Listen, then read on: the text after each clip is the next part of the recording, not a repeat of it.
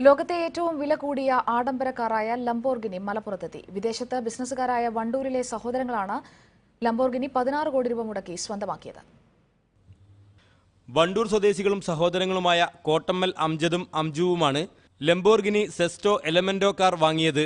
ദില്ലിയിലെ ബിസിനസ്സുകാരനിൽ നിന്നും 16 കോടി രൂപ നൽകിയാണ് ഇവർ കാർ സ്വന്തമാക്കിയത്. ലോകത്താകെയുള്ള 20 ലംബോർഗിനി സെസ്റ്റോ എലമെന്റോ കാറുകളിൽ ഇന്ത്യയിലുള്ള ഏക കാറാണിത്. മണിക്കൂറിൽ 213 കിലോമീറ്റർ വേഗതയുള്ള കാറിന് 1 കിലോമീറ്റർ ഓടാൻ 2 ലിറ്റർ പെട്രോൾ വേണം.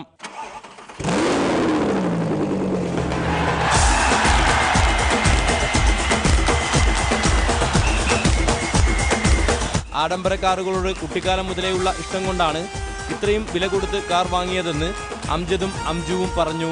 എല്ലാ ഫിലിം കണ്ടുകൊണ്ട് സ്പോർട്സ് കണ്ടുകൊണ്ടൊക്കെ അല്ലേ ഒരു താല്പര്യമാണ്. ഫാസ്റ്റ് ട്രാക്കിൽ നിന്നൊക്കെ ഫോട്ടോ എടുത്തേക്കാറുണ്ടായിരുന്നു.